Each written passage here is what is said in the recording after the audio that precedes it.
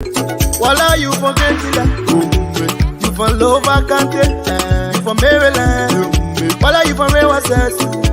I'm a bastard, we own your people. I'm up on the fine way. Tabila, Kriwako.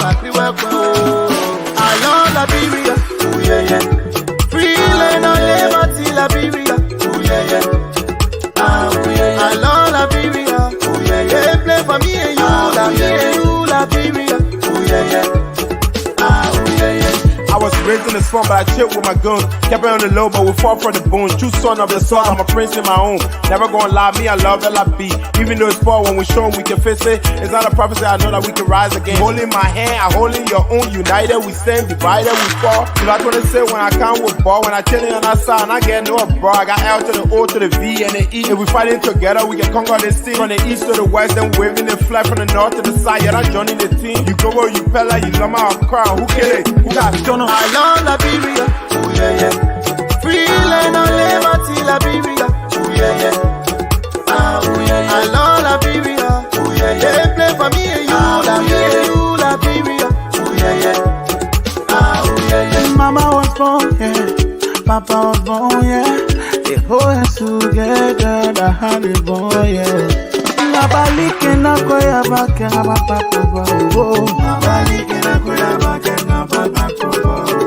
Nabalike la kowe na papa kobo. Nabalike la kowe na papa kobo. La biro waka poma o. La biro waka ma o. Balanda anwa waka ma o. From the east to the west, north to the south, yeah, let's come together as one. They say united we stand, divided we fall. If we not celebrate, we do it for yeah. Voila, you for Gentile, you for Lova Kante, you for Maryland. Voila, you for Rewa Sessu. I'm a if we not celebrate, we do it for. If we wouldn't celebrate, we would do it for all. What are you from?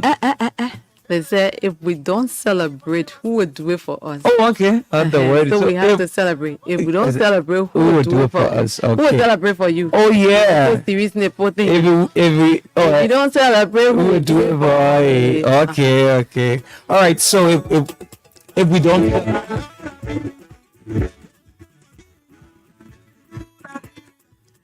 And of course, this place is for me and you. I love Liberia. A fine song there, right? I love Liberia, actually. So this is the start of a new week. We are energized and we are so very much, strong.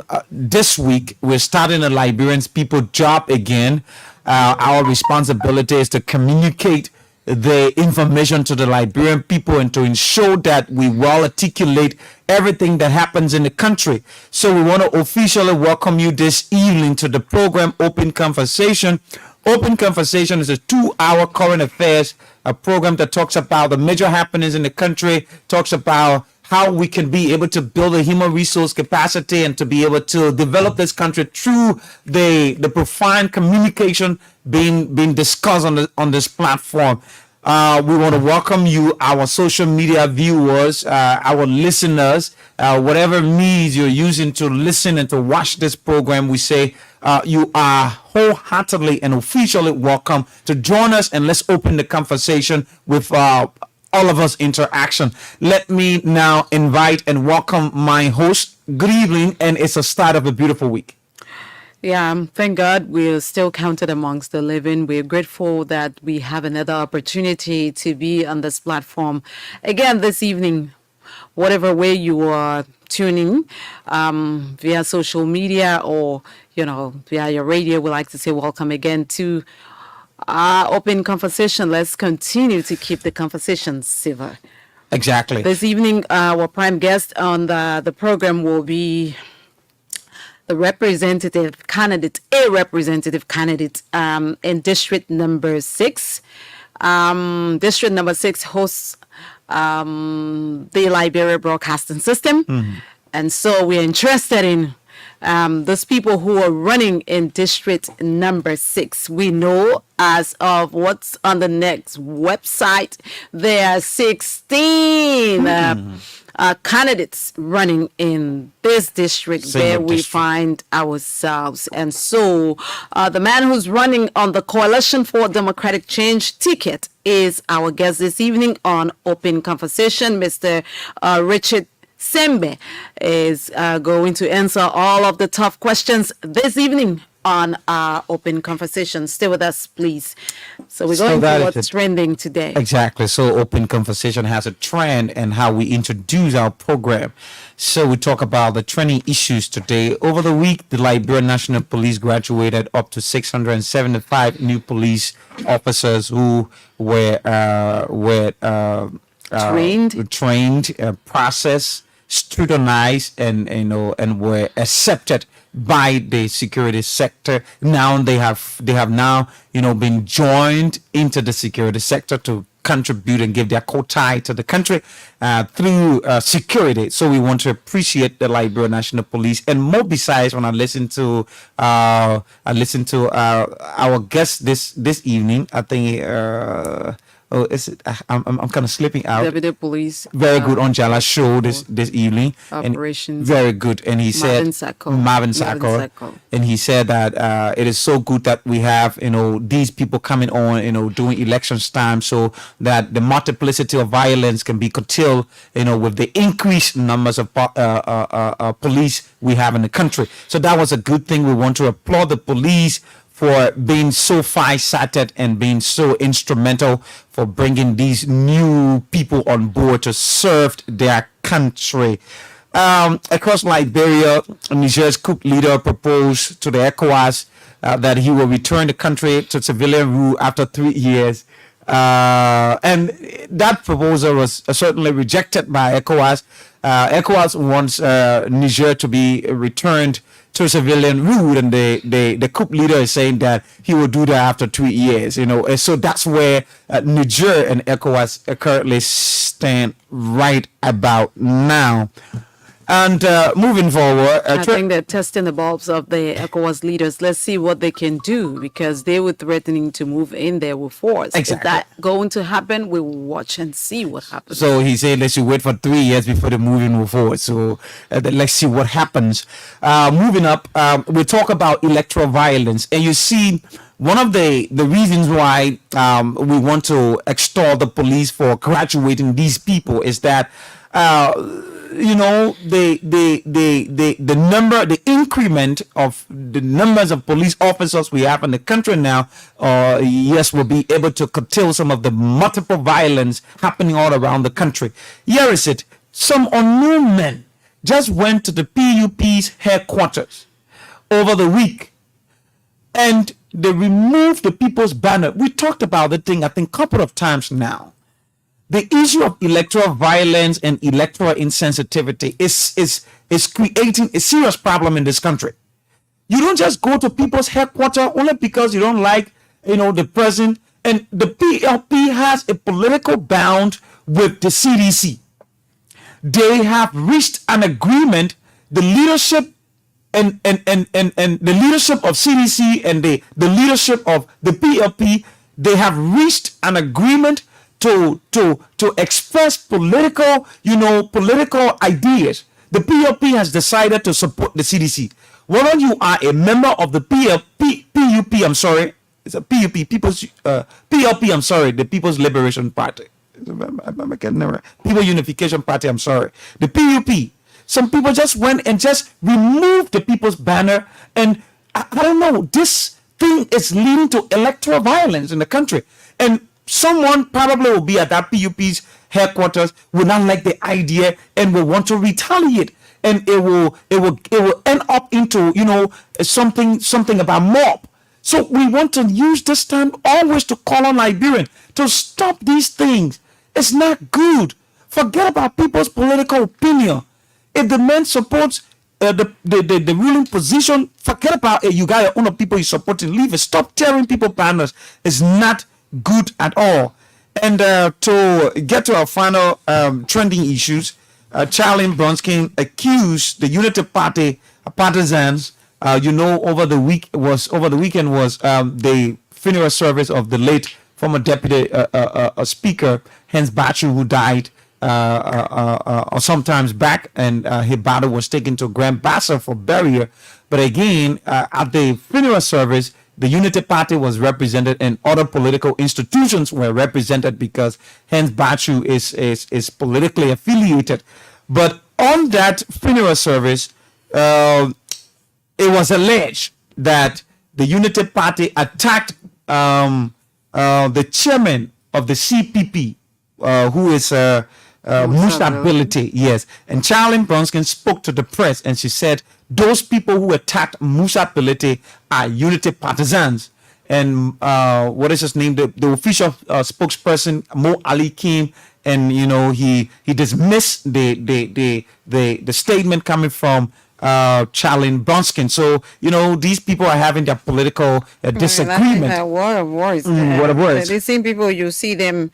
If there is a second round, they will be like white on rice, and you would think that nothing has happened between them. That is how politicians behave. But that is true being told, the Liberian people will judge, because today, if you don't see anything good in that person, but because you want to remove another person, then you think it's okay to collaborate with that person. More to that, Charlene was on ELBC today, and something she said, amongst other things, because I listened to her, and I thought that everything she said about what Mr. Cummings is going to do, she did not say how, those things that Mr. Cummings is going to do, how he's going to do that. She even went further to even say that in his first 100 days, he's going to provide 20 million entrepreneur fund. But then she left that, did not explain how he's going to do that. And then she went to talking something else. So I think, if we are serious and we want to have another leadership, we oppose the incumbent leadership.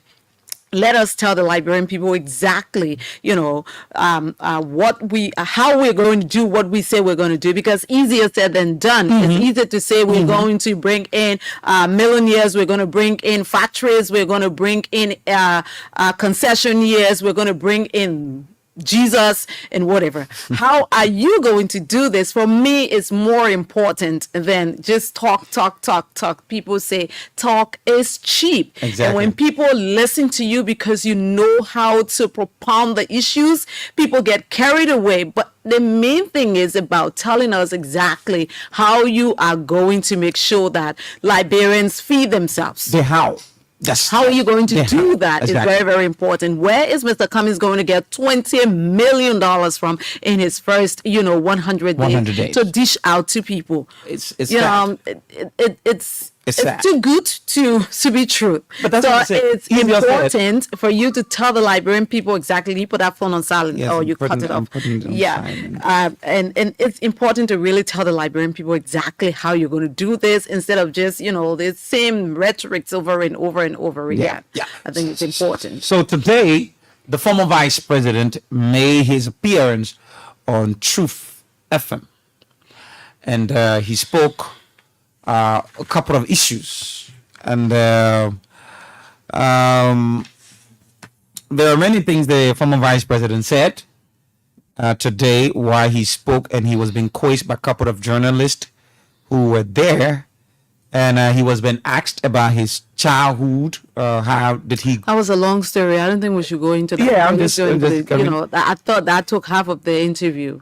That childhood explanation. Yeah, that was a very, very long story. Okay, so one of the things that he said that that got me concerned is the issue that has to do with when he told Madam Sirleaf about the road connectivity to Lofa County. I think one of the journalists asked him, so Mr. Former Vice President, you served 12 years as vice president of the country, and Lofa County did not benefit the significance of road in the county. What led to, your oversight? Why? And then he said he made a proposal to his former boss, and he told her that, Madam President, I think it is important that Lofa County benefit this road project and all of that, blah, blah, blah, and all the kind of stuff. And then, unfortunately, the former vice president said that when he approached his boss at the time, she said, okay, all right, Boyka. But she did not, give in and give her support to that. So former Vice President Boyka served 12 years, and he was able to tell the Liberian people and the world today that Lofa County did not benefit the road connectivity only because he, as vice president, laid that before the president, and she did not consent to that. That was the reason why Lofa County did not benefit. Now, I was thinking, and the answer from Mr. Boyka was mind-boggling, because you can be a vice president for 12 years and your county did not benefit the role, and you did not even think about using the persuasive, and that cohesive method to work, hand to hand with the boss to be able to ensure that, madam, this county is very significant. It's very important. This is originally my hometown. These people need to feel something. There must be an impact. I must be able to contribute to this county through, the road connectivity. Then you're telling the Liberian people, after 12 years of leadership, the Lofa people did not see the road connectivity that they are seeing now. And you said because Madam Soliv did not adhere to your proposal, that was the reason why you did not use your lobbyistic, ability to convince her why Lofa County needs road. Today, he is saying that within 100 days, he will be able to make all of the roads in the country pliable. Look, for me, Ambassador Boyka, there were three things I took. I didn't, listen to him to the end, but from where I listened, because I was kind of bored with all of that long, story. But again, three things from where I stopped. Mm-hmm. And he was asked by Clarence Jackson, you served as you served for 12 years as, the president of the Senate. Mm-hmm. Mm-hmm. So all of the developments you want to do now, how come, you were not able to do that as, presiding officer of the Liberian Senate? Because mind you, if you are the president of the Senate, that's a big job. You control the senators. Really, you have an influence. You don't control them, but you have some influence on the senators. But Vice President Boyka said that presiding as the president of the Senate, or presiding over the Senate as president of the Senate, does not mean that you are a senator. So it means that you're not a senator. For the first time today, I heard him say that as VP, he assisted the president. His job, he told us his job today, that it is to assist the president and to go on errands for the president. So it means that Vice President Boyka, who said that he was, a car parked in the garage, went on errands. He assisted former President Ellen Johnson Sirleaf. Today he was clear. He came out clear to say that because he wanted to, escape that question of, or that ability to not be able to kind of influence any decision at the Liberian Senate as a president of the Senate. So he told the Liberian people today that, as VP, I assisted the president, and my job is to assist the president and run, errands for the president. Mm-hmm. So that is what he did for former President Ellen Johnson Sirleaf. So then he cannot say to us that he does not have any share in what happened in the 12 years of President Ellen Johnson Sirleaf's rule, as he has been saying that he was a parked car in the garage. That is one. He says that I'm not a senator, so he says that he only sits there when there is a tie. He says they want to allow the pro tem to form part of the debate on the floor. That is his job as president of the Senate. That was his definition of president of the Senate. My only job there was to help the pro tem to form part of the debate on the floor. And I don't have absolutely any thing to do with any decision to make. Whatever decision they make is up to them. I never interfered in any decision that they made.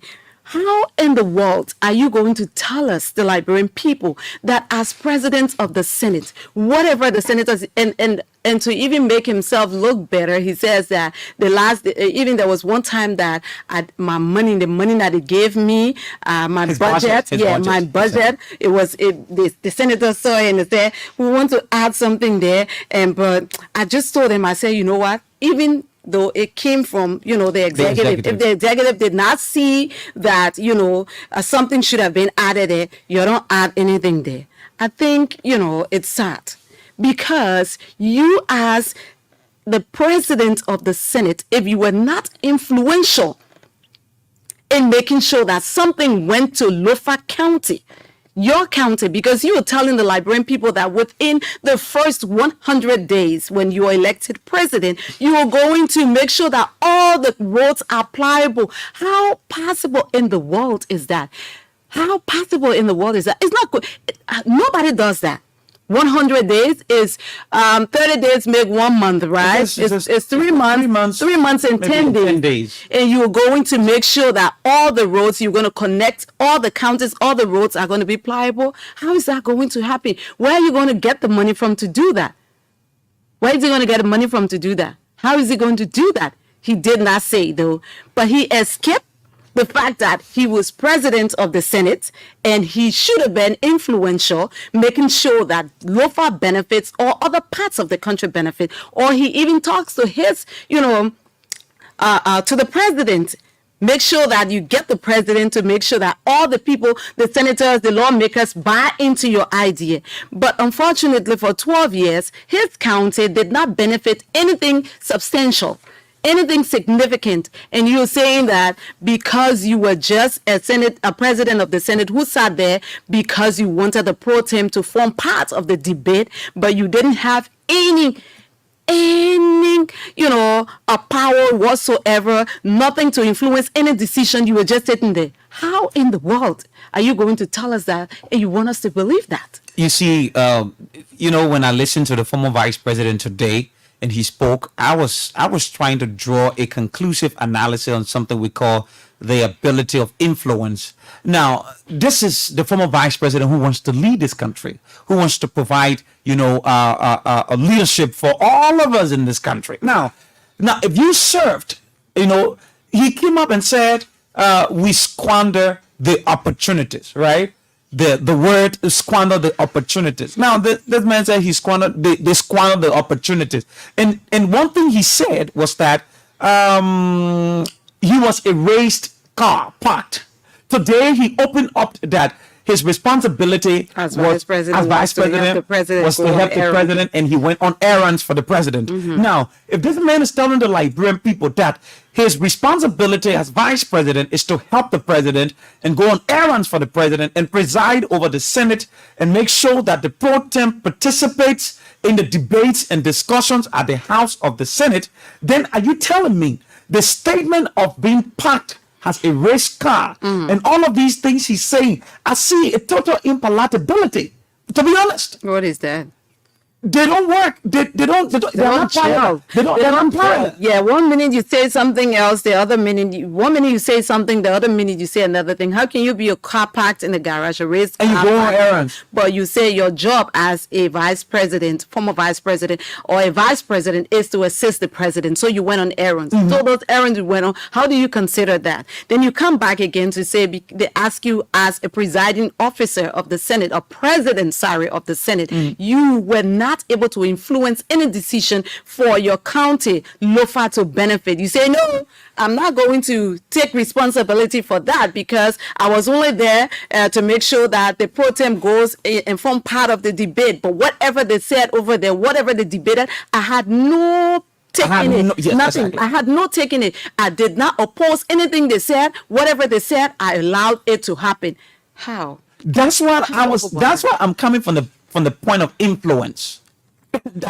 So if we for Jeremiah Cone, because Ambassador Baka said today that whatever the president says is fine. You in that job as vice president, you are just there. That's what people go. It's a nominal position. So yeah, okay. So he was just there. So Jeremiah Kuhn is his running mate. He has to stand because nothing is going to say that is going to happen. Whatever that is the projection former Vice President Joseph Boakai keeps giving the Liberian people, and his reason for not being effective and efficient as a vice president is because he was serving a nominal position where the president did not allow him to do anything. He took glory for, the road fund. He says he suggested that to former President Ellen Johnson Sirleaf. She did not listen to him. 5 years down the road, Judy Moore from Public Works brought that suggestion, and he was there, and he called somebody's name who was there, and that one he takes glory for because he said, I told you 5 years ago you didn't listen to me, but now these young people are saying it and you're listening. So I just want to be clear. I did not listen to him throughout, but for me, from what I listened to, I was, taken aback because he says he believes in women leadership. But contrary to his beliefs in women leadership, he rejected Yomli Kanga Lawrence, and he took a male candidate to be, his vice running mate. Though he believes in women, leadership, that is, for me, how do you tell us one thing and then you do another thing? That's where I was coming from when I talk about, the statement having, some contrast when it comes to substance. That's where I was coming from, because the former vice president talked about my major concern about the entire interview and his assertion is about influence. If you critically analyze all of the things the vice president said today, the vice president is telling the Liberian people, the former vice president is telling the Liberian people that he served the position as vice president for 12 years, but could not have the possibility to influence his boss. Now, neither did he have the power to influence the lawmakers, even though the senators, even though he sat there as president of the Senate, and the Senate has a big job to make sure that whoever is given a job, that person is confirmed. Nothing. And Mr. doesn't hold any responsibility to anything that happened at the Liberian Senate for 12 years. Wasn't he seeing the destitution of the people of Lower County when it comes to road challenges? It didn't matter because in the 20 years, right? Because he wasn't the president at the time, so the challenge of the people when it comes to road, it wasn't his concern. Wasn't he seeing the medical challenges of the people in Lower County? Now, even if that was the reason why the people overwhelmingly, with all of the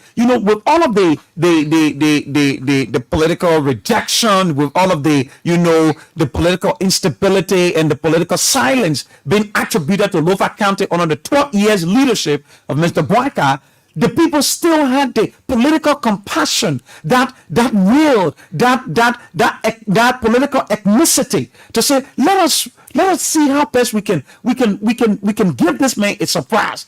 See what happened in 2017. They overwhelmingly as a county, they said we believe in the ideology. But see what is happening in Lofa County right now. See what's happening. The roads have been opened. And you see, electricity has been going. People understand now that you don't have to come from Lofa to have love for Lofa. Because so there's if a you have love courage for the country, then you do what it is that is best for the country, and every citizen is entitled to the resources of this country. Ambassador Boakai said, in his first 100 days, he's going to make sure that he clean up.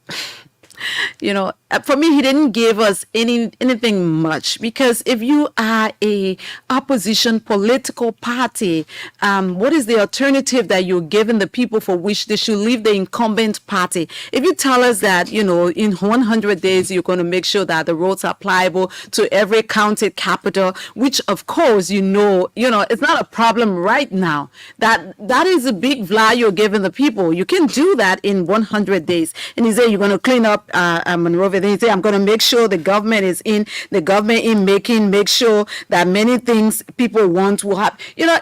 Nothing was jolly. It was just, like, okay, we'll make sure that when they leave, then we'll prepare ourselves to come in power. And this is, you kidding me? What are you going to do for the Liberian people in 100 days? The only thing that Ambassador Barker said was that he's going to make sure that, all the roads are pliable within 100 days. That's what he said. And we were concerned about the possibilities of making all of this. Well, he didn't tell us how he's going to do that. He says he can't take full responsibility for all. Somebody asked him a question. For me, the interview today, when I hearing some of the questions from the other people, that was my other disappointment again, because some of the journalists were asking questions. When I hearing them, only two persons were being heard, Clarence Jackson and the other guy, the two persons who were sitting close to the former vice president. But all the other people who were in the back were not hearing what they were saying. But I'm sure somebody asked about, the committee that was set up by Ambassador Bouaka. He then again, said, I'm not going to take full responsibility for that because it comes out of an allowance. Sorry, not allowance, but alliance. It comes out of an alliance. The campaign, the political committee. Yeah. Yes, So it was this year who asked. Yeah, I'm sure people are blaming him for, he named the campaign. You're the head of, the ticket, and they're asking you because people have concerns about those who you have named to the campaign team, and you say as the head that you cannot take full responsibility for that because it comes out of an alliance. But here is it. What is Ambassador Bouaka going to take responsibility for? Here is it. You see a huge conspiracy theory in the altercation. How can Mr. Bouaka have a campaign that he has no cognizance about? Let's be honest here. No, he set up the campaign, but he says it comes out of take responsibility. I set up this campaign. I am the head. I'm leading this team. I set this thing up. You don't agree with this, but this is the reason why I made Washington this person. This is the reason why I gave Damawa this position. And I believe in their abilities to perform. But that's what I want the Liberian people to see them, take them as it is, and we believe in them. Almost that is telling the Liberian people that, this is a better team. You are routing for your team. But if people have a problem with your team and all you can say, I'm not taking responsibility for that, it comes out of an alliance and nobody should blame me for that. What in the world are you going to take responsibility? It's almost like this is just exactly what I'm trying to say. It's almost like Mr. Bouaka is not in charge of what is going on. That's what I'm saying. If he's saying, right. It's already It's 33. You're in charge of the So let's conversation. just go to the lines and The conversation is open. 0880-514-096 are the numbers to call. You will be heard on the open conversation this evening. 0880-514-096. Good evening. Good evening. Do we have a challenge with the line this evening? Good evening. Is there a problem there? Good evening. Wow, I think we're having a problem. We're still having a problem. I think we have to take an alternative. Exactly. Good evening. Hello. There's a need for an alternative. So call us on 0770-192696. We're sorry, we don't know what's happening, but these lines are just not going through. This one is not going through. So call us on 0770-192696. Don't call the studio line. It's not going through. We're not going to answer that because it seems not to be going through. 0770. Oh, this is an overseas call. Yeah. I'm telling you. 0770-192696. This other line seems not to be working. Good evening. Good evening. How are you? I come home. I'm good. Oh, good. I'm Abba Tiblam. Let's hear you. 30 seconds, please. Yeah, the statement Burger made to the CEO was for all blaming Ma Ellen for the fault that they went through. She was responsible, not Burger, because she was the head of the town. Okay. We cannot blame Mr. Burger of now making well pass through the county or the city. She was the head of the town. She was the general of the town. Okay, she was the president of the Senate also, Yeah, right? Yeah. Okay. Come again. Thank you. Thank you. That's okay. President of the Senate also. Oh. Okay. Good evening. Yes, sir. I just spoke on from Park Junction. Let's hear you. Yeah, you were discussing about Joseph Parker. Joseph Parker was working on LA. So you now hold Joseph Parker responsible for anything. Are you working? Can I ask you a question? Are you working? Yeah, I'm working here. Where do you work? I work at ED Smart. What is your job there? My job, I'm the second man in command. I have a boss here. You are your boss lady? Yeah. I don't understand. You're the second man in command. What job do you do there? We do business.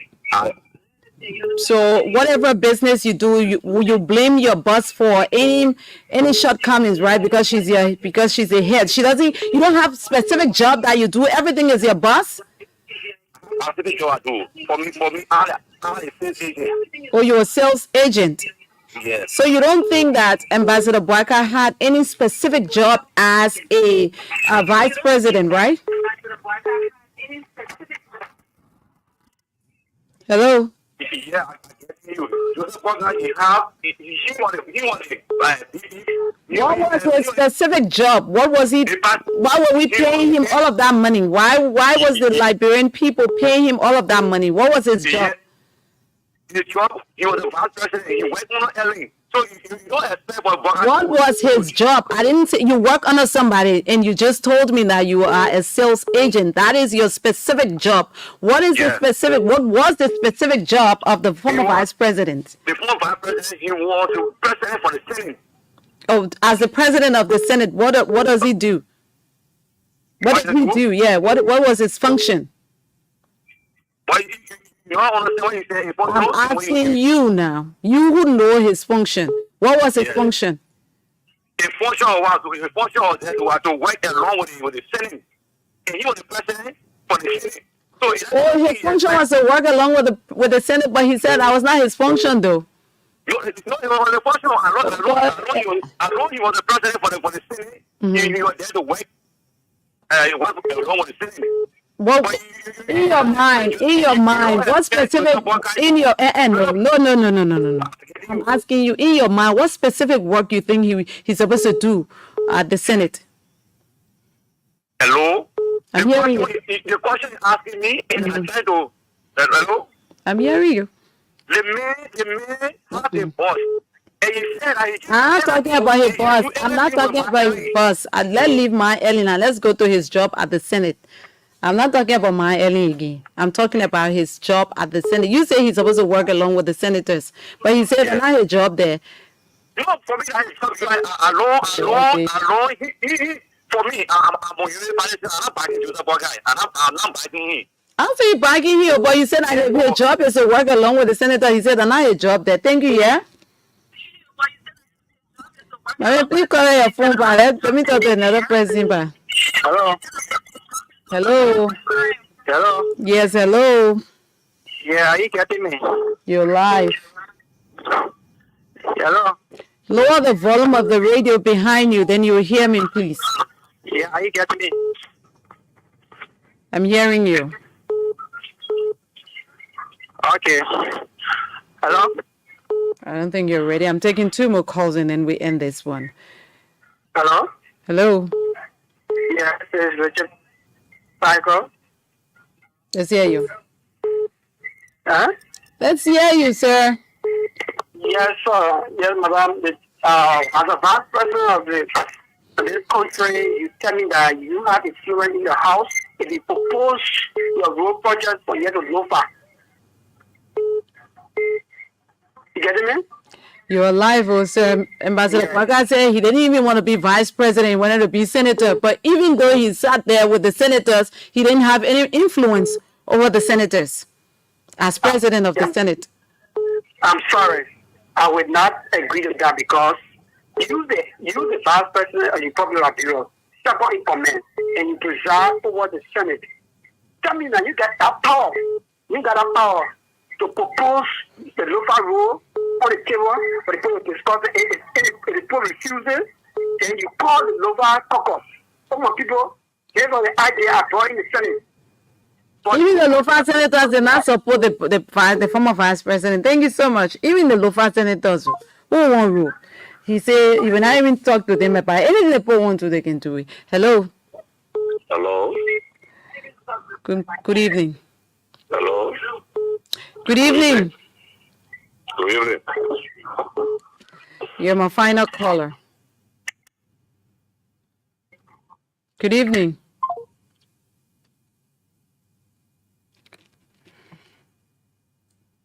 Hello. My goodness. Hello? Yeah, hello. Please go ahead. We don't have time. You got 30 seconds. Talking about President. President.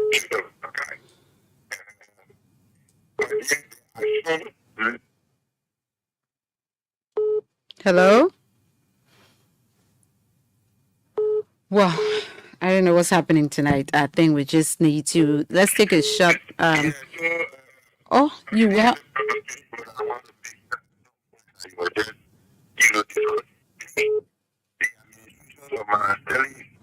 One could not just pass or ideas properly into so we have to understand sometimes the leaders that you work with. And so I just to bring shit the former vice president, it would be sometimes Amen. But and the same former vice president said that when they asked him about development on a for 12 years in Lofa County, he says that his job was to run errands for the president. But I'm sorry. So how do you now say you were running errands for the president, but you come back to say, I was a packed car, race car parked in the garage with squandered opportunities? How do you explain that? He's gone. Okay. All right. Leave it at that. I know that it hurts when you support former Vice President Joseph Boakai and you hear, some of these things, but let's just be realistic. You tell us one thing today, tomorrow you tell us another thing. When you're asked why you didn't do certain things in your position, then you come back again. You forgot that you told us that you were, a race car parked in the garage. You forgot that you told us that you squandered opportunities. And then you say that you were running errands for the president. That is why you just sat in the Liberian Senate and didn't make any decision that affected the lives of the people in Lofa County.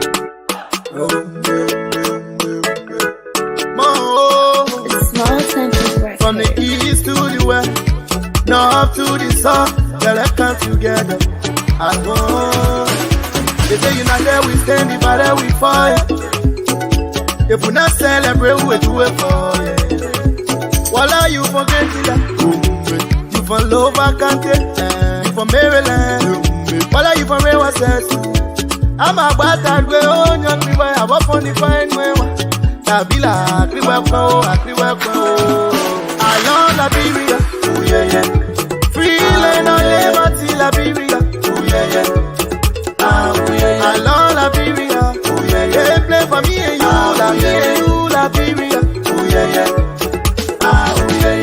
I was raised in the swamp, but I chilled with my guns. Kept it on the low, but we fought for the bones. True son of the soil, I'm a prince in my own. Never gonna lie, me, I love LIB. Even though it's far, when we show we can face it. It's not a prophecy, I know that we can rise again. Holding my hand, I holding your own. United, we stand, divided, we fall. So that's what they say when I come with ball. When I chillin' on that side, and I get no bro. I got L to the O to the V and the E. If we fighting together, we can conquer this team. From the east to the west, and waving the flag from the north to the side. Yeah, that's joining the team. You go where you pella, you love my crown. Who kill it? Who got John? I love Liberia, oh yeah. Free land on liberty, Liberia, oh yeah. I love Liberia, oh yeah. They play for me and you, Liberia, oh yeah. Oh yeah. Mama was born, yeah. Papa was born, yeah. They hold us together, the honey boy, yeah. Nabalike na koya bake na papa bobo. Nabalike na koya bake na papa bobo. Nabali bola bobo na papa bobo. Nabali bola bobo na papa bobo. Labiro waka poma o. Labiro waka ma o. Banganda no waka ma o. I know I From feel the it. east to the west, north to the south, yeah, let's come together as one. They say united we stand, divided we fall. Yeah, let's come together as one. They say united we stand, divided we And of course, united we stand, divided we fall. fall. Who would do it for us now? Wherever you're from. Where are you from, Lofa? And of course, what are you from, Sino, man? Let's do it. I love Liberia, and I know you love Liberia. That is why all of us want what's best for Liberia. Welcome back to the segment on the show where we talk to our prime guest. We told you that our guest this evening is a representative candidate on the Coalition for Democratic Change ticket in the district where we find ourselves. We're in district number 6. We're talking district number 6 politics. And this evening, our guest is Mr. Richard. Is it Singbeh? What mic are you on for? Okay. Singbeh? Singbeh. Or Singbeh? Yeah, Oh, okay. What kind of name is that? it's a better name. Oh, okay. Okay. So, what you're saying, Peda Yatwa? Okay, Mr. Singbeh, welcome to Open Conversation. How are you? I'm okay. And it's good to be here. And how are you too? I'm wonderful. Campaign started already. It's 2 weeks now, right? Is it 2 weeks into campaign now? Yes, 2 weeks sure. into camp. Okay, good. How is it going? It's going pretty well. Pretty well. Pretty well. Okay. So tell us, who is Richard Singbeh? You know, where are you from? You know, your background educationally, you know, and how this whole thing started. Thank you very much, Titi. Thanks to everyone here present. Let me extend my thanks and appreciation to the management staff of the ELBC. As you rightly said, I'm Richard G. Singbeh Jr., the CDC 2023 representative candidate. And I grew up in district number 6, Montserrat County. And from far as Kingston, here in district number 6, I started my primary education at the Revival Temple School, and later enrolled at the Kali Memorial Kingdom. We later became Kali Memorial Academy. I graduated from the Cabo Mission Academy in 2003. I am a family man, married to a beautiful mistress Sharon on the Scotland Singbeh. Got a family of 4. And I'm a graduate of the University of Liberia. I read economics major and accounting a minor. I host a series of certificates from the Liberia Institute of Public Administration. Both certificate in diplomat, public procurement management, public policy management, and public financial management, with other different certificates. Grew up as a struggling child right here in district number 6 in Kingston, Bonja. Struggling child who low sand on beaches. Struggling child who bust rocks. Or struggling child that and then other child whose thing he or she suffer. I went through so many tough times right here in district number 6. But as a child growing up, I never really had in mind that things could pull me down. I knew fully well there was a future ahead. So I tackled those challenges with persevering. That one day things could get better. I'm a Christian, though I came from a Muslim background. My great grandparents were Muslim. I'm a Christian and serve as the youth president for the Evangelical Free Church of West Africa, now Left Point Chapel in Bonja, where the public minister and currently Ace, and currently I am the vice president for the youth department of the Falkland Jale or Family Fellowship Church. Apart from those other personalities, I have served as leaders of so many groupings in the district number 6, so many organizations and social grouping. I'm the founder and the president of Hawks Destiny International. What is that? And Hawks Destiny is a conglomeration of students that we start in classes with, and some of whom we graduated together. Many of them are professional people now. When we graduated from high school, we decided to see how best we can work with those of the people we cross paths with educationally. I will say to you, Titi, there are people today in Liberia and other parts of the world, they don't reference people they start in classes with. Is that what you do for a living now with your Hawk International? Yeah, Hawk International, I'm dropping there. And people don't reference those they start in classes with, only because maybe after graduation or graduating from high school, they feel that Everybody goes their separate way.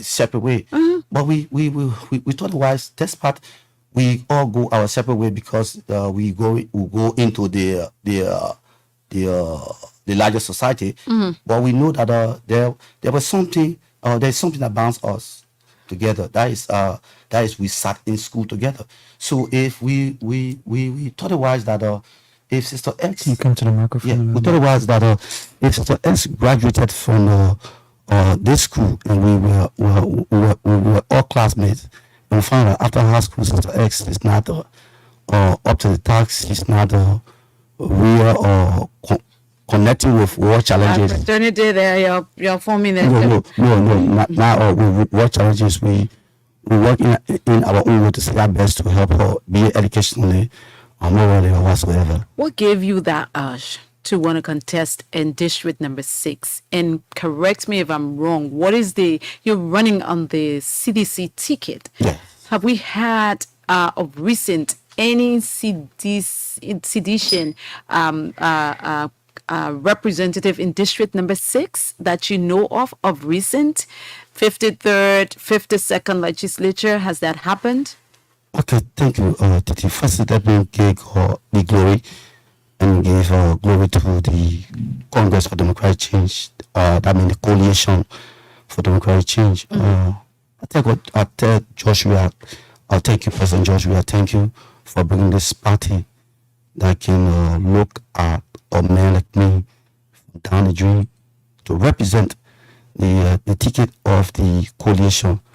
I got my inspiration from the people, and I got my inspiration from the people, and mostly from Her Excellency Josh Manawiya, among those many people who have struggled along the way in life and coming to the national scene and also the international scene. As you rightly said, the 52nd, 53rd, 54th season has never won district number 6 legislatively. That is a from the representatives side. But we have won district number 6 during the elections of General Sharif. We won district number 6 during the election of President George Manawiya when he was senator. But we have never won the district when it comes to the representative post. And I know you want to ask a question on that. There have been many factors why we have never won district number 6. I will just dive into that. In 2005, Sister Belmo Bapu in our district. And I know you will not want to ask us again or which one the party been winning. And I know people just say Sister not been winning district number 6. But there have been other parties there, the Unity Party, the Liberty Party, and other people. They are not also been winning. In 2005, CC came there in the district when the district had been won by Erin Snow, and Liberty Party came second, and we can tell with Benjamin Papu, that nobody knew at the dying minute. And guess what? Everything that Ono Snow did in 2005, the records are there. Everything he ever did, he aligned with the CDC. He was clearly seen even on the day of our launch, of our 1 member launch. that day we all met right at the GAG. Where is what they got the gas station now, the petrol one gas station right there. In 2011 again, we bought me and Pep Gono Glay. We bought at the latest hour, some would say the 11th hour. We brought her, and Eddie Snooky. No, he along with the Unity Party. By that time, he was consensus candidate. He along with the Unity Party, even though we had CC candidate. In 2017, the current lawmaker, the first party he affiliated with was the CC. If I said what is your point? I still don't get it. No, during the times of Ebola, my point is, you said CC have never won the district. And align with CDC and CDC winning the district are two different things. That we shall know. That we shall know. That is why. So that's why I really want to know. District number 6 has not been going the CDC way, and that's why I want to know where you get that urge from to want to step into the race. A little known Richard, wants to step in the race on the CDC ticket. Are you assuming that President Weah on the ticket, you on the ticket, will help the people, will help you win the district? Is that what you're depending on? Or what have you done in this district? Or what is the plan, the alternative that you have for this district for which you think the people are going to elect you? Okay, Titi, let me say, Rich is now a little person in the district. Okay, tell me how widely known you are in the district. When it comes to politics in district number 6. Okay. Richie has been a former teacher in the district. I thought far back as 2003 in the district. Okay. And Richie has worked with cross sections of people in district number 6 for authorities. I serve as the leader for the conscious youth movement of district number 6 as far back as 2008. In 2005, I served as the Secretary General for Progressive Movement of Liberia in 2006 when we campaigned for George Weah. So a lot of people know you in district number 6. That's what you're saying. Yeah, for sure. In 2011, I became the youth chairman of CDC in district number 6. Currently, I am the Secretary General of the party. In district number 6? In district number 6. But it looks like the CDCs are not many in district number 6. You see that? But CDC has not been winning. Let's be realistic. I would say to you, or the minds of the people have changed. What is it now that you really think is going to make you to win in that district? Titi, over the period of time, I was trying to draw a conclusion on something, but you cut me off. Okay, go ahead, please. I would say to you, Titi, district number 6 is CDC district. Okay. The reason why the district had turned to other candidates, representative candidates in the district, is because CDC have been divided in district number 6.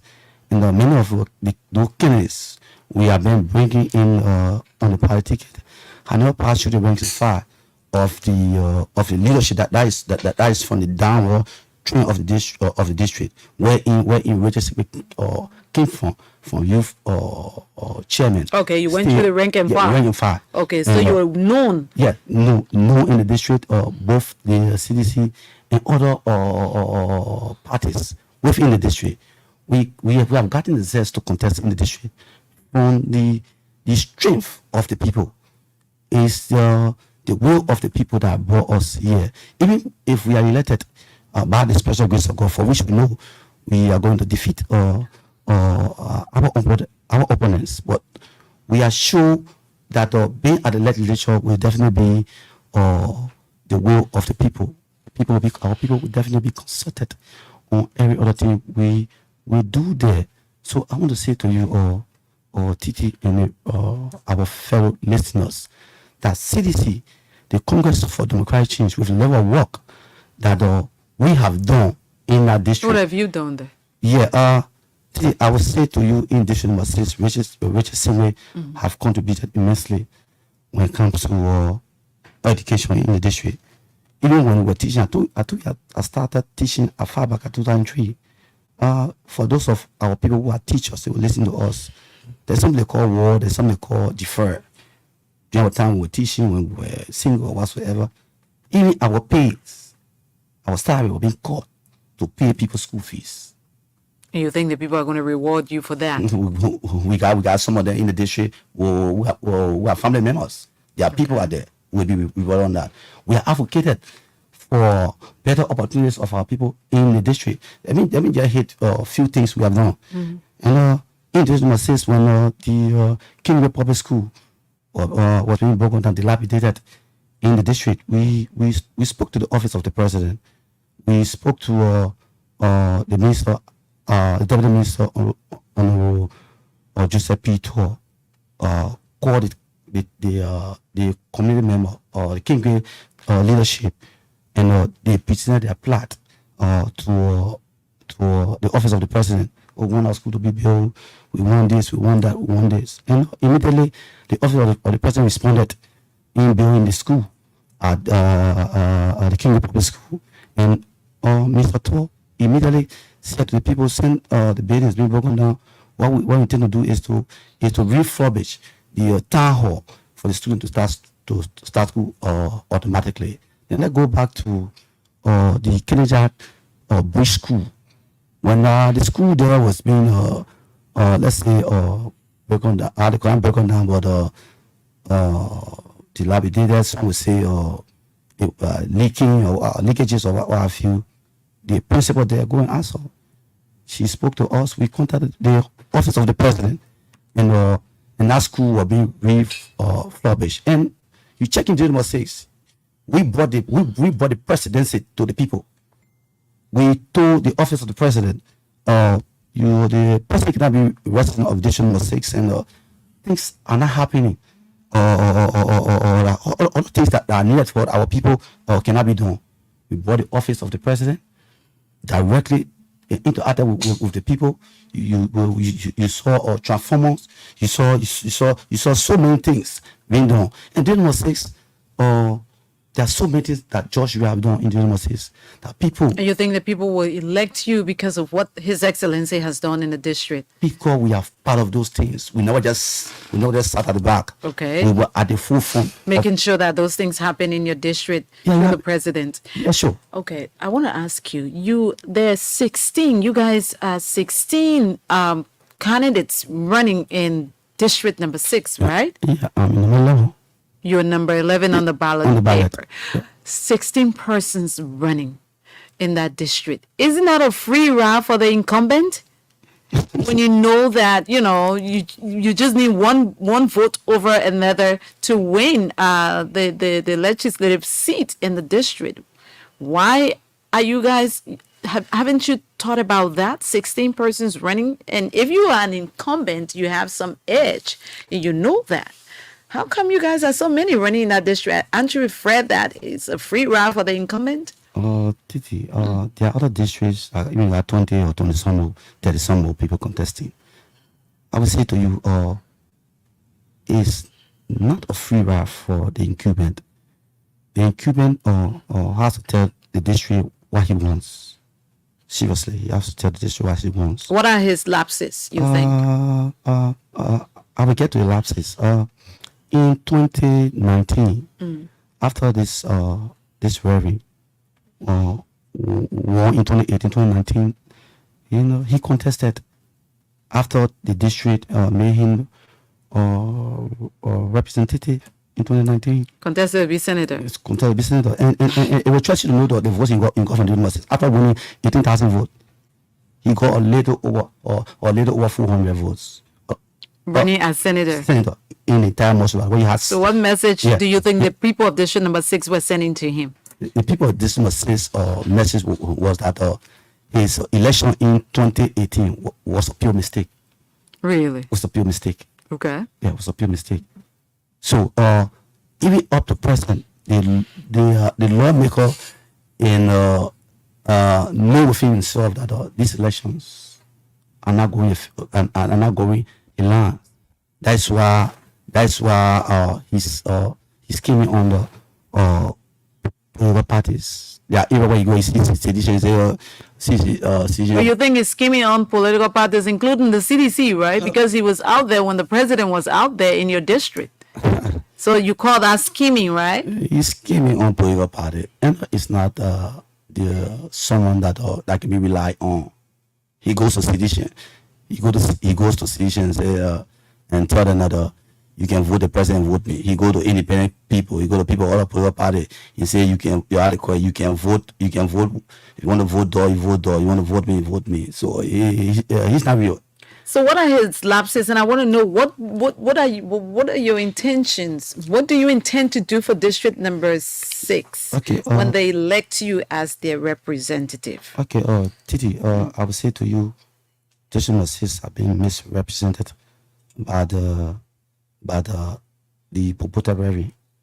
And there have been nothing or achievable and by the Reverend oversight lawmaking and representation. I will say to you, the district were being placed in the budget through the clinic of this lawmaker, and 2 separate occasions.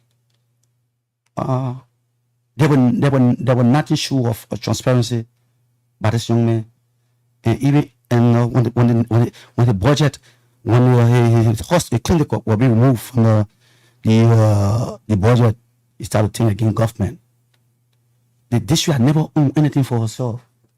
So he only, according to you, he only lobbied for his clinic to be placed in a budget? Sure. I'm saying to you, the district had not owned anything for herself except the one or district office we've been paying since the time was snow. That meant nothing at all. Let me say something to you. You see, to be a lawmaker, you don't need to take your salary to give to the people. You need to lobby. And looking at the current lawmaker in the district of the president, I think he could have thought wise when he won the election to see how best he could align with the ruling establishment for so many things to happen. We were there advocating at the back. All of those things happened. We were there.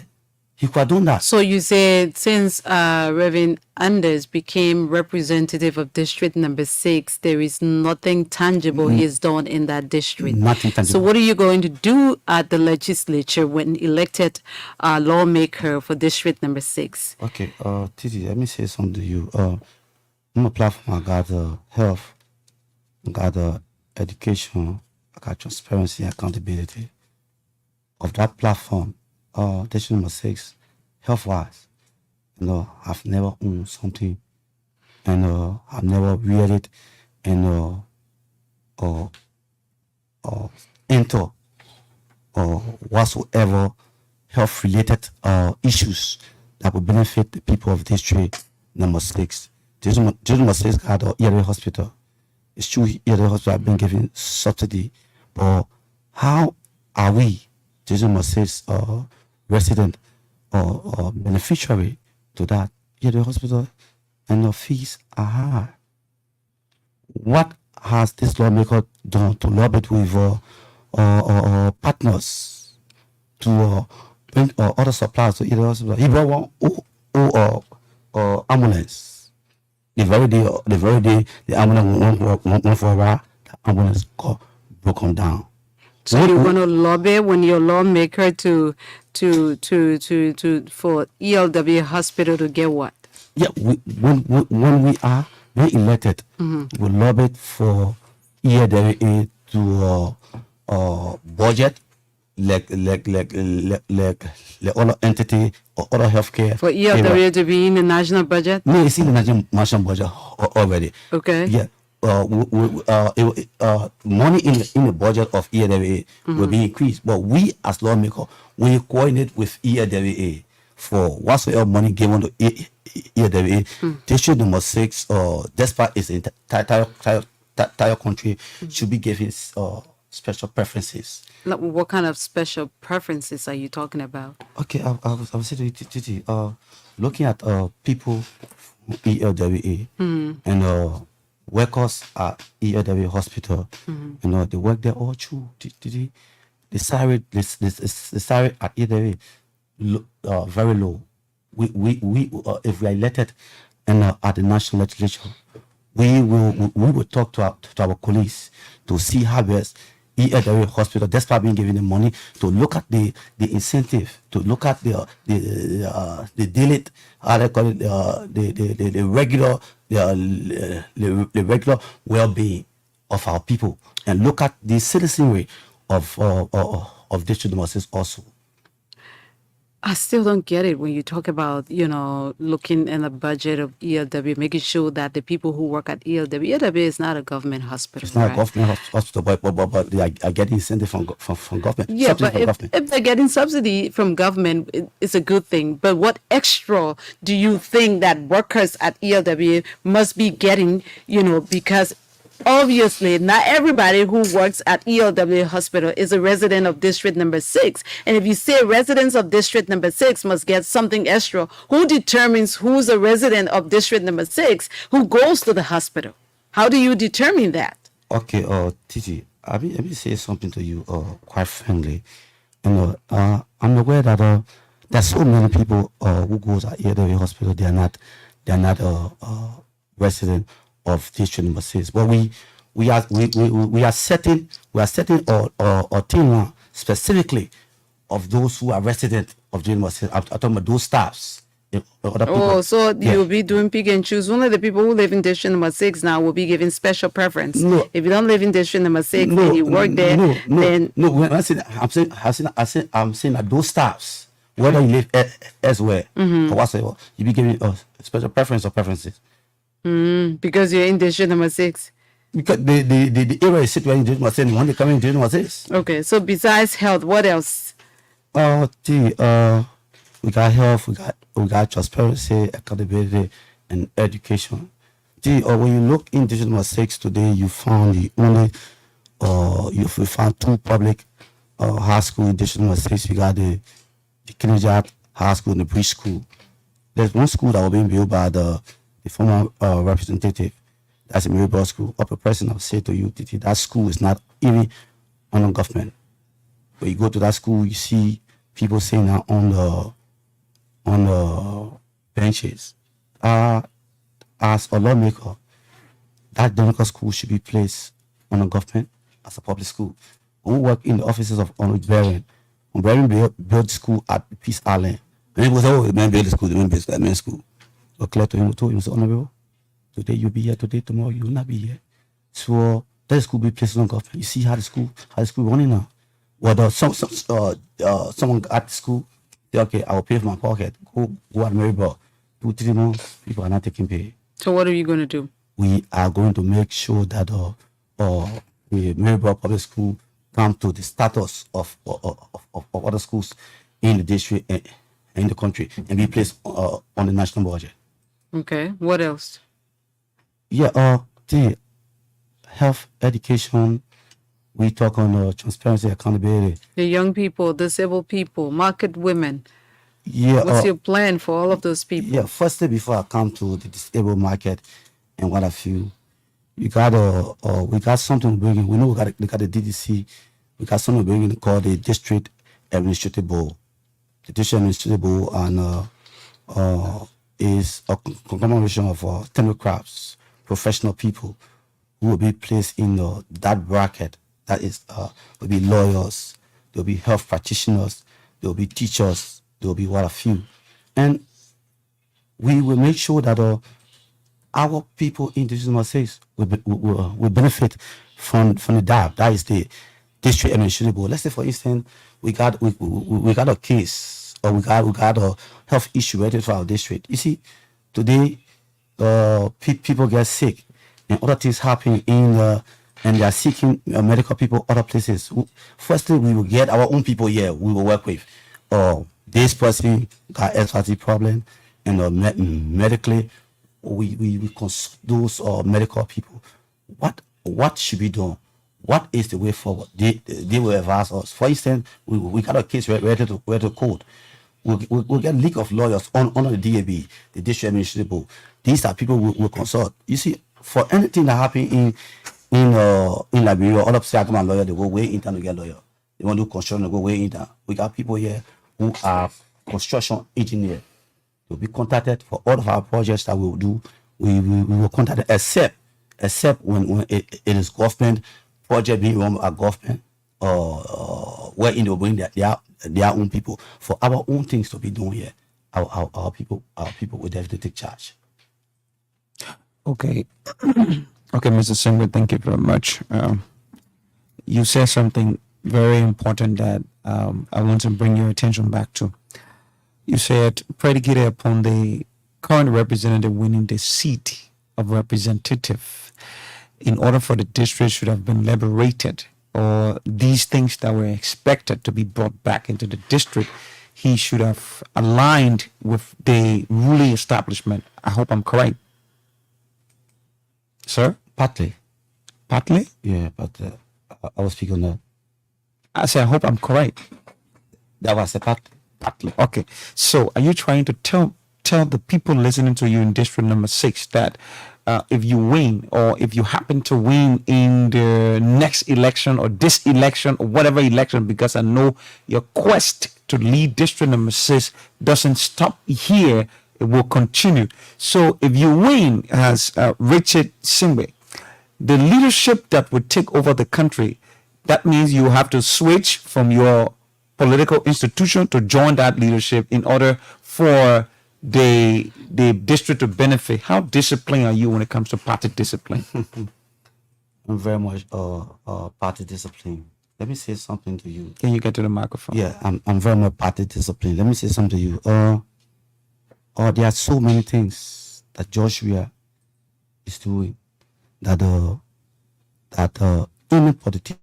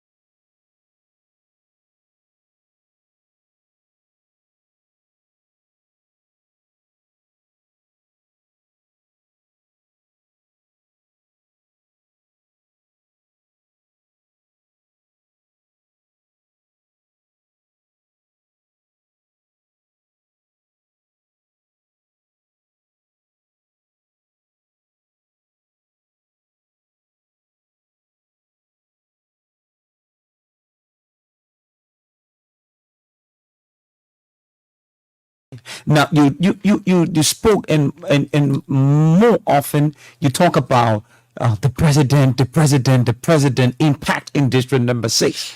You didn't speak more about what you have committed to the people of district number 6. You talk about education. You've been in the classroom. Are you going to district number 6 based on what President Weah has done in district number 6, or are you going to district number 6 based on what you have committed to the district? Okay, I will say to you, I've committed my entire life over the period of time to district number 6, not only through education. am among those young men over the period of time that have advocated for many good things in the United States. Many good things. Many good things in the United States. I just mention. Talk about the advocacy of the King Gray. You talk about the advocacy of the other school. How do you call it? The bridge school. Bridge school. What else? What are the tangibles? But the president tangible. Not the president tangible. Your tangible. The president tangible is my tangible, and no one in the district. Hello, no one in the district have built himself a school. No one in the district. Mr. Singbeh, have built roads. you're taking the president's tangible to be your tangibles? No. He's saying that as a physician, he influenced the president to do certain things in his district because the district is where he comes from. Yeah. So he used his influence, and you're saying that that is the influence you're carrying to the legislature, and you believe that Mr. Representative Enders does not have that influence because he hasn't done anything tangible in your district. Are you sure? Are you being realistic when it comes to tangibles for the incumbent lawmaker, or you're just saying it because you want to go to the legislature? We're going to open the lines. We're in district number 6. The people of district number 6 are going to call. I wish I'm aware. Okay. I'm aware of that. So let's go to the lines and hear from district number 6 where we are situated. I didn't hear you say anything about LBS. You're talking about the improvement of district. ELWA hospital. You're talking about schools in district number 6. The SKD. I said ELBC. We're in district number 6. I'm not talking about we I'm trying our official line. Probably if we encounter. Yeah, if the call, we're gonna take that line and see Okay. whether it's going through. Good evening. Good evening.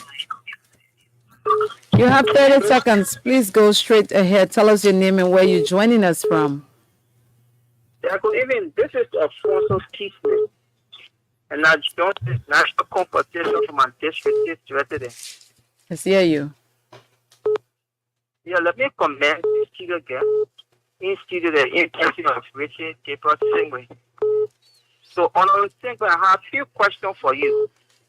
Yeah, go ahead. Now, I want to know if you ascend to the House of Parliament, what difference you think, or in what transformation you think can transform district that people will compare your workings with Honorable Enoch's working? Can you please spell it out that people will know at least some of your platform, because your platform is not really spelled out? And please be composed because we need to get the message. All right. Hello. Hello. Yeah. Am I live? That's why you called, sir. Go ahead. Tell us your name. Okay. The name is Gabriel. I call from LBS community, specifically Lover Street. I first want to commend the studio guest Honorable Richard Gabriel Singbeh for. Can you lower the volume of the radio behind you, please? Okay. It's okay now? Yes, please go ahead. All right. I listened to Honorable Richard. He laid the basis of his platform when he sent. For which I want to appreciate him so much. He spoke of something on the lawmaker. The lawmaker over the time, Reverend Enoch have forgotten the people of the LBS community, to be specific.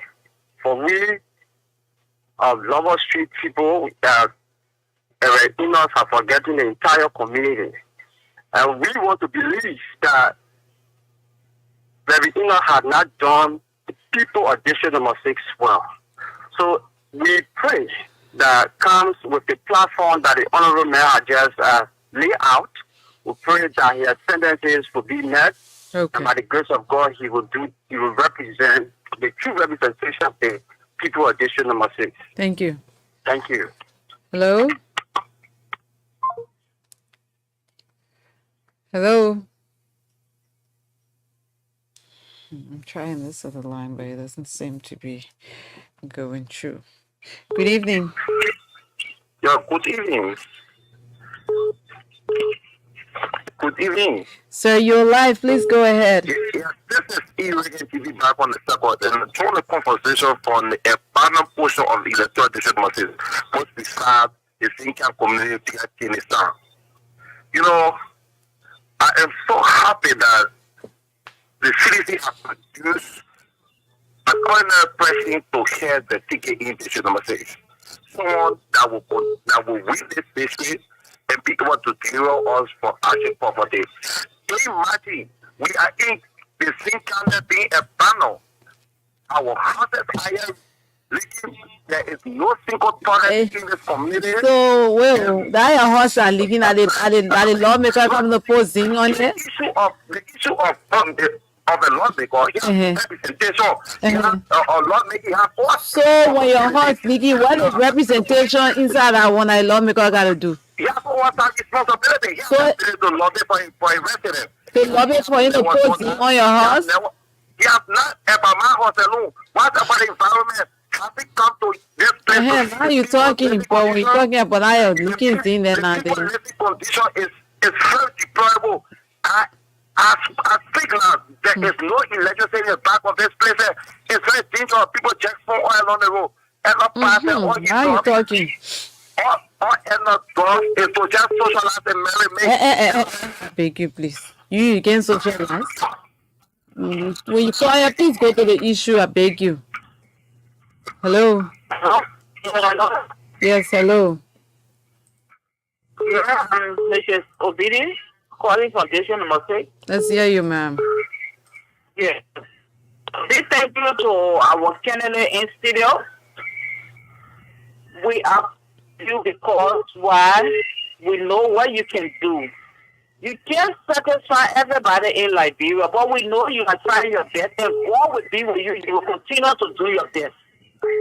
There are things that the sitting representative were unable to do, and today God has brought you to change the life of our people in district number 6. So district number 6, we will support you to the full end so that our district can be brought back to life. Thank you.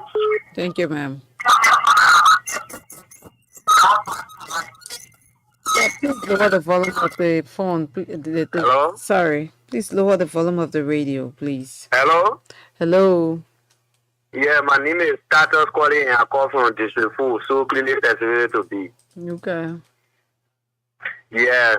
I really want to understand something from you, CTT. Is it really good that aspiring a Korean president to carry 2 representatives in one district? I don't understand that. Aspiring who's going as president to carry 2 representatives. Yeah. How does that happen? Every party has the person who's representing them in that district if they want to put up a candidate. You can have 2 persons. Look at the the list in the neck put up. So everybody got 1 representative. Right now, as I speak to you, in so cleaning, we have 2 persons that Joseph Iman Bwaga is carrying. How? He carrying Johansson, Wia, and Dalo, to Akubo Dennis. In district number what? District number 4. I beg you, please, you can check it out tomorrow for yourself. I gotta go check it out tomorrow. It's right in front of me here. United Party is carrying United Party. There's plenty there in that district number 4 too. Where is United Party? We got 26 persons. Yeah, that's a lot. I'm looking for the United Party candidate in that district number 4. Oh, I don't see United Party. I mean, I don't see United Party person here. Yeah, so we got 2 persons here. They all carrying Joseph Iman Bwaga behind them, and they telling all I want to vote for them. So for me, I think it would be better I stay with my party that I know. We say, Joe, man, we are. Oh, well, Papa. I don't see anybody here for United Party, in fact, on this whole list. So I can't respond to that. Thank you. Thank you, sir. Okay. Okay. Let me see whether I can take somebody from this line. Hello? This line. Hello? Don't call the phone, the studio line. I don't know what's happening to that line. Callers on 07 070192696. That's the only way you get through. All the calls that are coming in to this line, I don't know, for some reason I keep answering, but I'm not hearing anything. So stop calling this line. Call 0770192696 and you will be live on Open Conversation right here on ELBC Radio. Hello. Hello, good evening. Good evening, sir. Okay, Rennie, what happened? I call you from LBS community. Let's hear you. Okay, I follow the program. I listen to Richard Singbeh. To be honest, he have to be audible. He have to actually tell the people what he will do, because everything he's saying, he's not really talking. He's not really telling us what he's going to do for this gentleman. He's just relying on what the president has done, what he advocated for. Let me tell you that he will use his lobbyistic power. And he was not in power. He did that so you can rely on him. Yes, so we want tangibles. But how does he give you tangibles when he is not a lawmaker? Yeah, the thing about it, how do you show the impact of what you have done when it comes to advocacy like you talking about? We I don't know, but he has to tell us. He has to The LBS community has not benefited from your advocacy. Thank you so much. You'll respond to that. Hello. We got people going to school from my advocacy. So you will explain that when we give you the opportunity. Hello. Yeah, hello, my dear MP, let me say good evening to you. Good evening. Thank you. Daniel Mohammed M. Kanenchi. Yeah, I'm Mohammed M. Kanenchi. Let's hear you, Mohammed. Let me always employ you on the open conversation, on the open conversation. May God bless you on this wonderful platform for taking all the time to listen to the candidates and to express our criticism to them. I think Honorable, it is Honorable Safra from Reverend Enoch from District 6, right? No, he's from District 6, but he's not Reverend Innes. He's also contesting in that district. He's Richard Singbeh. He's one of the contestants in the district. Okay, for me, I'm always calling, I'm always calling on them to ask these questions, I am a seriously challenged on social media security, you know me very well. I know. Okay. I want to know from our brothers and sisters and our fathers and mothers that are contesting in the race. Okay. Because we know that our disabled, physically challenged, vision impaired brothers and sisters. So you want to know his plan for the disabled people in his district, right? Disabled people, that's one there, and that's one there. That's one there. That's one. What else? And that's one there, and if they even choose to enter in the hall, if they choose to enter in the hall, what would be one of the leading role that you're going to push in our horse there, in the law horse that will be able, or the law that will make the disabled people to be satisfied with that lawmaker for this if you intend to win. Okay, thank you, Mohammed. Mohammed, he has answered the question. We can keep you on the line. Other people want to participate. Thank you. Good evening. Thank you very much, Stephen in Washington. Let me wow. Thank you, Stephen. This is Bobby. I will miss the discussion that it's just ethical. Let me appreciate Richard. Listen, when it comes to the district issue, since we elected our revenue, when you read the annual report, that's the reason all the candidates are winning this state that can win. The only man I know is Actor Kim. That's the reason one of all are trying to support him. Because he has everything to say. Okay, I hear you, Bobby. Thank you.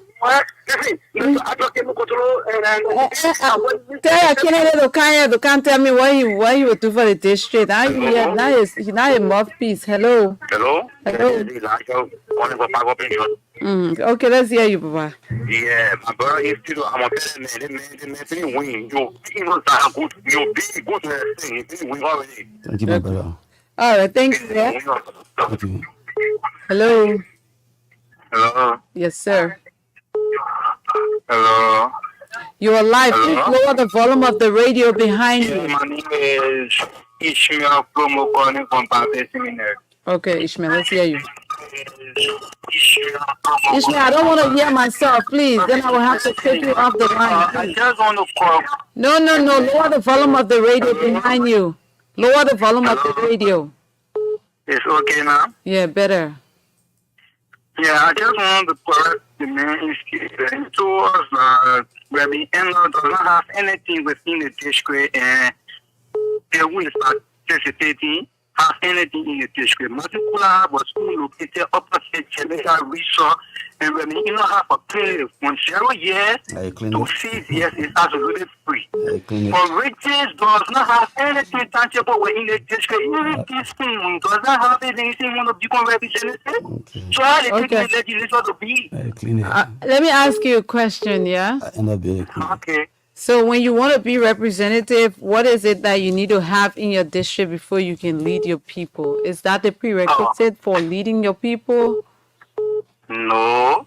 But you just said the man does not have anything tangible in the district. Anything to show. No, so but what is the prerequisite now? What is the Hello. Yes, hello. Hello. What is the prerequisite for Hello? representing your people? You're hearing me, so just answer the question, sir. I getting you. Mm-hmm. I getting you loud and clear. Hello. What is the prerequisite? You probably think I can't answer that question. Hello. Hello. Yes, sir. Thank you. Okay. Thank you for the talking point tonight. Hello. I'm hearing you, sir. Okay. What we need in this country for now is that we need peace. So everybody that come over with you are talking about peace. Whoever wins, that the person God gave us. So for me, I believe that I have my own choice, and everybody have their own choice. But the thing we pray for, and in every sector of our life, is peace. We pray for peace. The election should be peaceful. That's our prayer. That's our fasting for. All right, Papa. So Thank you. Okay. You come from back. Hello. Hello. You're live. Go ahead. Yes, let's hear you. You getting me right? Yes. I'm getting you, sir. Oh, okay. I don't want to make it for the candidate that we're not go and what right. We're not seeing you coming thin, oh. Getting me right? Go ahead, please. Okay. There's things that are done well in that district. You have your platform, you go and fix yourself. Because nobody's going to follow about the president has done. You are not attacking them. You don't work with the president, so how will you say your application of the president? Okay, so what are some of the tangibles of Reverend Endes that you can point to as a resident of that district? A person that is most representing a person at the parliament and representing the people make it. What is the tangible? How has it impacted you and the district? Fine. The people at the district are benefiting even for those bureaucracies and those horses that are just breaking down on our road in terms of being roads, and they are not seeing anything. These are tangible. So Okay. it's African don't have nothing. They all to tell the people the right thing. Thank you, yeah. Thank you, sir. Okay. Hello. Hello. Okay, let me come back to you. You listen to the callers. Let's if you have any response for any of the callers, and then we'll talk a little bit, and then we'll go back to the lines. Let's hear what you have to say as response to some of the questions that were asked to you. Okay, Titi, let me stand my thanks and appreciation to all of our callers. who made their points. And I want to speak of specific reference to one of the caller who said, what difference that I will make when I'm elected? Or the difference I will make when I'm elected in these elections will be to bring the House of Representatives to the people. What does that mean? When I say to bring the House of Representatives to the people is that the people will have decision in whatsoever we will do there, because we are just a representation of the people. You got over 100,000 people who are residents of the district. Whatsoever that will be carried at the national legislature will come on the round table and listen to our people. What they will tell us is what we will do, and these things are not happening. So give me an example of how you're going to do that. Okay, that is why during our legislative break, they got something they call we have our town hall meeting. If Richard Singbeh, if elected, if I would decide to push and whatsoever bill at the national legislature, the bills will emanate directly from the people, because they are the direct beneficiary of whatsoever bills that I will push. This part, this must benefit, but the entire country will benefit. We will push bill across the country. But do you have any idea of any bill you want to push at the level of the legislature, even though you haven't been, elected? Is there something in your mind that you believe that you need to put forth at the national legislature? Yeah, there's a guy that spoke on disability, people with disability. Mm-hmm. If you look around Liberia today, look at various universities, there are people who want him to go to school, and they are disabled. Not that they just don't want to go to school, but because many of those places that they will go, you find some campuses there will be riots. Some people are blind, Not accessible. So you find someone just graduate from high school, they just stop right there. Except for those who want to push further, you see them, someone going to EMU, someone going to OU. We will pass a bill that will give or people with disability, but especially the cripple, the blind, and that will be free apart from the University of Liberia. A bill that will what? You profile a bill that will do what? That will Make the University of Liberia free for people. No, I'm not saying. I say apart from the University of Liberia, or other private universities. Let's for instance, a blind man want to go So to. then the government is going to be paying for any blind who's going to a private and university, right? We can do that, Titi. So that's the kind of bill you're going to profile, right? Titi, we can do that. We can do that in giving our people or university. How do you think that is going to help the people living with disabilities? Titi, it will definitely help them, because once they are educated, the society will definitely benefit.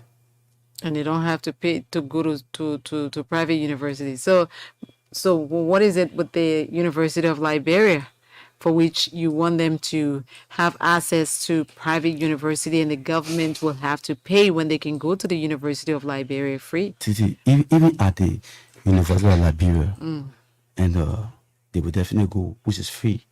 But we also, the government giving other private university subsidies, so we just need to increase it and maybe lower the attendance, So that they can have options, right? You don't have to live in Broadville and still want to come to, I don't know whether you have it. Okay, you still have universities in Broadville, private universities. So then you have an option to go there. Yeah, sure. With University of Liberia is totally free. And another thing I thought I started for, if I'm elected.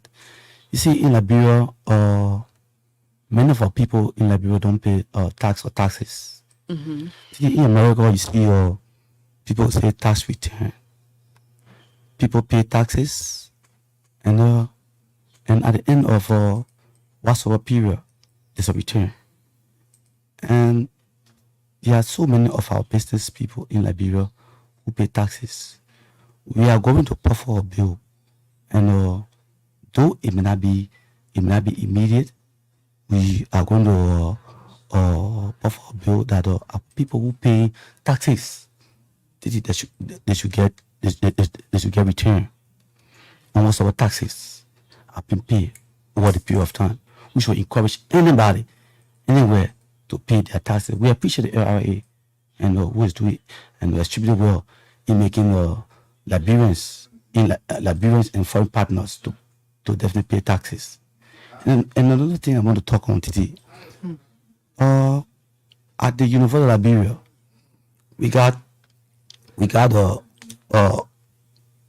let's say University of Liberia or public university.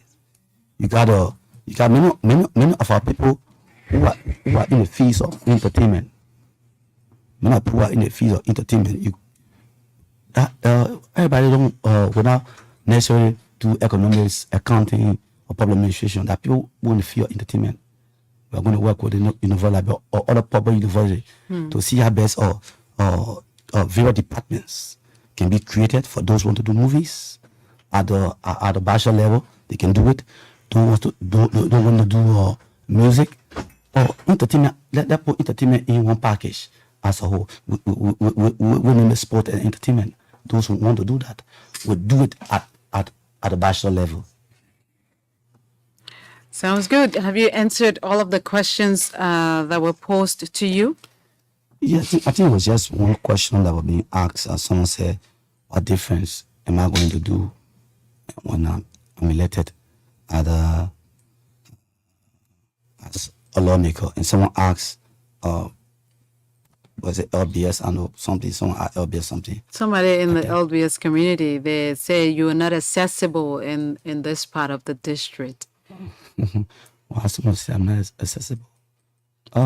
I can be reached at any point in time. You go early in the morning to my place. Even when I was not even thinking of being lawmaker, you go to my house early in the morning. You see people. I walk with everyone. You go on Lover Street. I'm there. You've called communities where you've carried out community service, but on this side of your district, the people there have not, seem not to have benefited from your goodwill.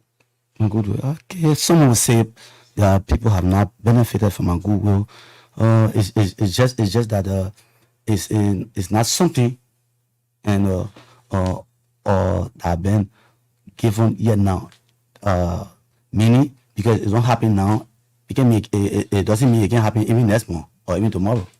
Oh, okay, there was still benefit. There was still benefit. Okay, so let's take a few more calls and then we come back to you to conclude and then we call it a quit. So if you still want to participate, we have a candidate in district number 6. That's the CDC candidate in district number 6, Mr. Richard Singbeh. He says he's number what? 11 on the ballot paper. Let's hear this caller. Yes, CPD. Good evening. I call CPD and they ask some questions to the candidate. But he explained what he's going to do for people living with disabilities. He did explain that. He said he's going to proffer a bill. You didn't listen to that? Sure Hello? he did.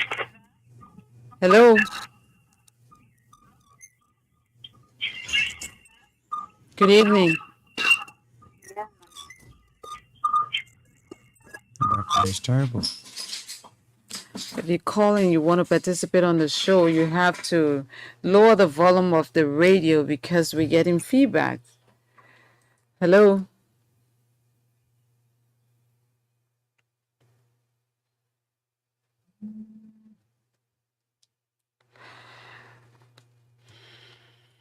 Hello?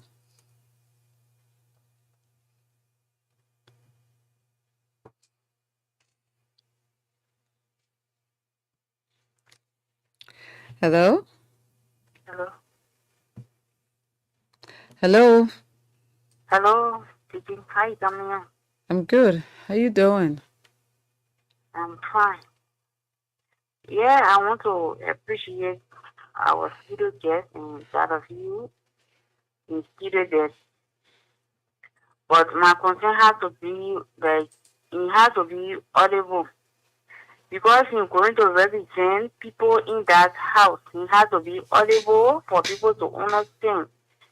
Then you better tell us the platform because he is not coming and he wants to talk and he don't want to be audible for us to understand. He's going to represent people. It's not how he's going to be talking there. He has to talk. They will understand you good. What is it you want to hear from him? What exactly do you want him to, talk He's about? talking like he's talking that he's scared. So I want him to come out. What better he have on mind? What a different thing. Going to say things down there, and when you go in the house, you're not going to be talking that mumu. You're going to talk for people to understand, to represent us. Let me ask you, what district are you calling us from? It does not matter the district, but No, as it far as matters. I'm concerned, It matters. It matters. I'm on district number 6. Uh-huh. So if you want to vote for the man, you got a right to question the man. It's not a problem. Thank you very much. Yeah, so that's it. Let him talk in a way we already understand him. Almost even though you were thought I come here, I'll get him to say you thought.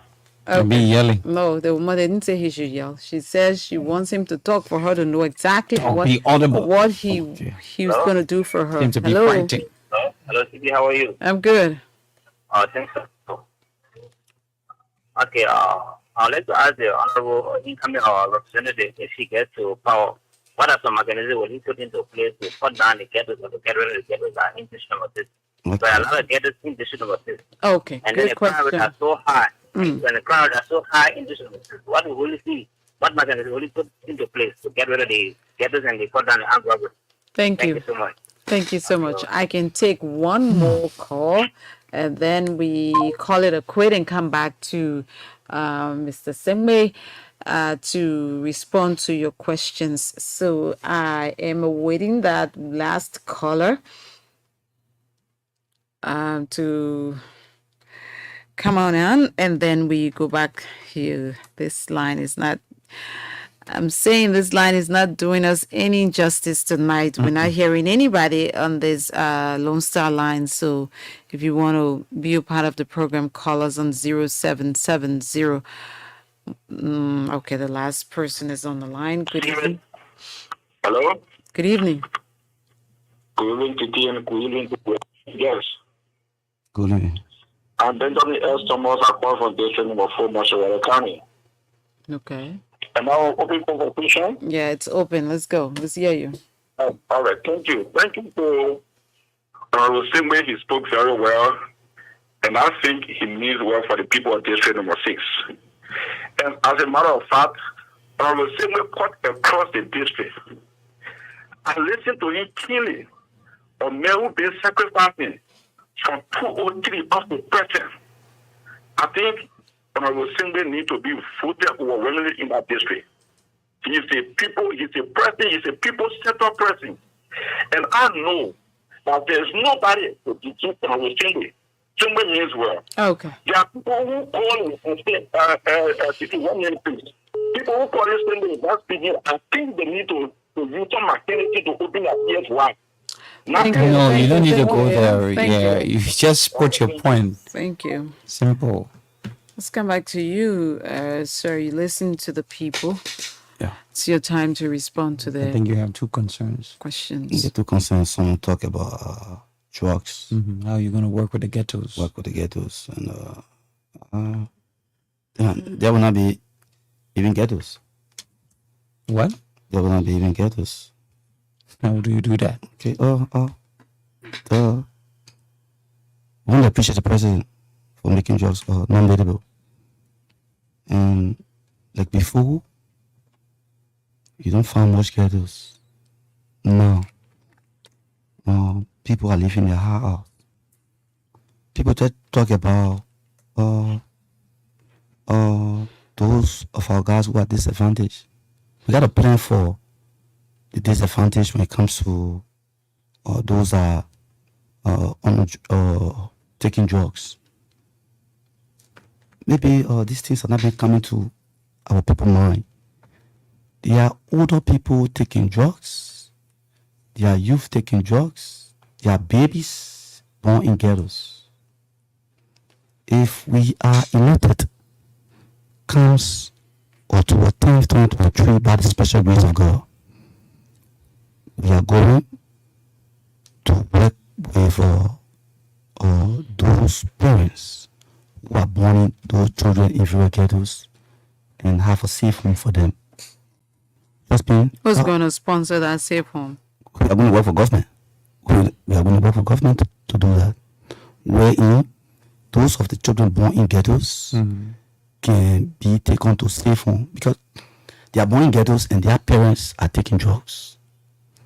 They follow and see what their parents are doing. And what becomes of their parents? What becomes of their parents? It's a two-way street. Working on them in safe home and getting their parents also be rehabilitated. Oh, okay. Rehabilitated.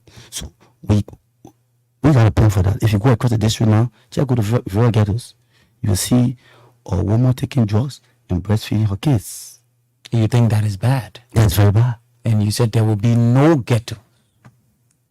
There will be no ghetto. Okay. With the help of the community and the government. But why? Once drugs is not available, there should be no ghetto. There should be no ghetto at all. You show the people that you can work on that. We'll show the people with the help of the people. And the government. And the government. That you work on that. Definitely will do that. Your parting comments, sir.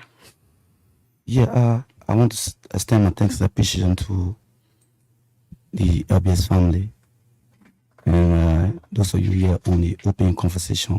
It was nice being here.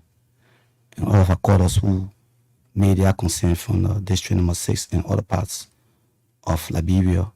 I want to say thank you very much for your concern, your support, and I want to say we as your servant will remain consistent in our advocacy, both now, tomorrow, and thereafter. As we go in these elections, we ask our people to do away with electoral violence. And peace first, peace last. I know I mentioned something here today. When I was getting into the race, people thought I was joking. But there's something happening, and we are finding those involved. In the district, people now are tuning our flyers. You go, you see 2-3% flyers there just for us. People take out our flyers. And this is not happening. We went to the Kenema area, we went other places on GSC where people are doing our flyers. Today, as a proper candidate, to imprint the flyers here is not easy. People say we're nothing. But why now? Our flyers and other things have been tuned or been brought down. So I want to say to whosoever doing those things, if you feel that you can defeat Richie, put your people together on October 10th or 2023 to defeat Richie. I want to say to you, Riches remain the committed face of the CDC. There's only one CDC candidate in the regional states. So those are your people are lying to you. The president supported me, the president supported me. Those things are all lie. And today I will share. I think I don't have to share with you. You got the speech of the president here when he visited the regional states. Say vote me at number 18, vote Sir Joseph, and vote on the same way. So our people will say we are number 11 on the ballot. Let us keep focused. Let us keep committed. Let us do away with those detractors that are wanting to plunge us into a situation that we don't want to go in. Peace first and peace last. Thank you, sir. Thank you. Thank you so much for availing yourself this evening to the people of District Number 6, Mr. Richard Singbeh. Thank you. We wish you all the best. He is the Coalition for Democratic Change candidate in District Number 6. He says he's on the ballot box number 11 and he's contesting. That district has 16. There are 16 persons contesting in that district. We wish you all the best, sir. Thank you. Thank you very much for showing up. Thank you. Okay. Join us, God willing, tomorrow evening for another edition of Open Conversation. More. Small time to break. From the east to the west, north to the south, let's come together as one. They say you not there, we stand, the better we fight. If we not celebrate, we do it for you. Voila, you from Gentile, you from Lower Country, you from Maryland. Voila, you from Rewa Says.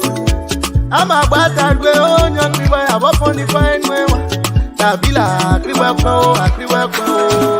I love the